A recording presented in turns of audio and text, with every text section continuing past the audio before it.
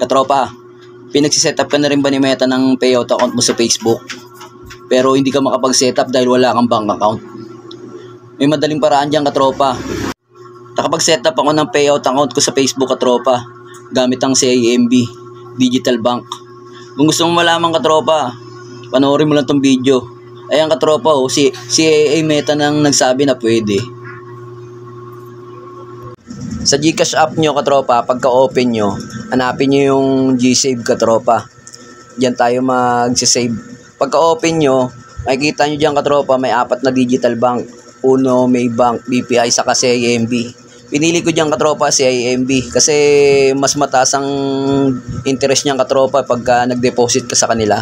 Saka ang kagandahan dyan, katropa, sa CIMB, walang charge pagka nagsisend ka ng pera sa ibang digital bank.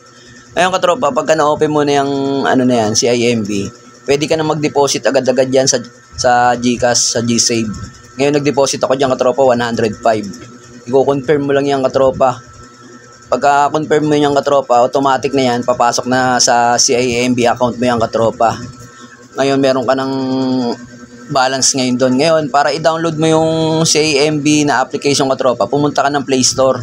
Ita-type mo lang yung CIMB. I-search mo lang, katropa. Ayun, pag lumabas na yung may 40,000 reviews saka 1 million downloads. Ayun yung legit na application ng CIMB, katropa. I-download nyo yan. Ngayon, katropa, mapapansin nyo, nakapag-download na ako ng CIMB ko. Hindi ko na maipapakita sa inyo, katropa, kung paano ako nag-create ng account. Pero pag kayo, katropa, pagka nag-download na kayo ng CIMB, syempre wala pa kayong account, mag-create kayo ng account dyan. May pipilapan kayo, tapos gagawa kayo ng sarili nyong password. Pagkakalam ko, katropa, kakatanda ko, meron pa yung parang i-scan yung mukha mo para for security purposes.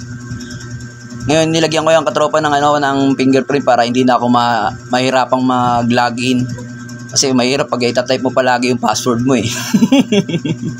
Ngayon, katropa. Ayan, katropa, pagka-open ko ng CIMB ko, mapapansin nyo, pumasok na yung 105 na diniposit ko galing sa GCash, sa GSave. Ngayon, katropa, para makapag-request tayo ng card, mag-create tayo ng account, katropa. Meron din dyan Upsave. Dyan lang din mismo sa loob ng CIMB, katropa. Nakalimutan ko sa mga hanapin eh. Kailangan mo kasi mag-maintain ng 100 pesos sa Upsave, katropa, para makapag-request tayo ng card. Ngayon, sa card na yung, katropa, nandun yung card number. Ayun yung hinahanap sa pagka magpi-fill up tayo sa Facebook ng payout account natin. Nandun yung mga details nun. Sa ibabang parte ng dashboard nyo, katropa, pindutin nyo yung card. Lalabas yan yung request a card, katropa, para makapag-request kayo ng card. Sa punto na yan, katropa, nakapag-request na ako ng virtual. May pagpipilian naman kayo dyan, katropa, physical o virtual. Sa physical, katropa, merong bayad na 300 bago i-deliver sa inyo.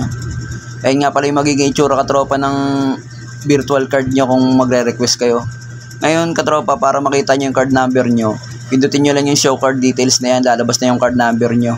Ayun yung hinahanap ni Meta para ma-set up nyo yung payout account nyo, para makuha nyo na yung mga earnings nyo sa stars, kung meron man.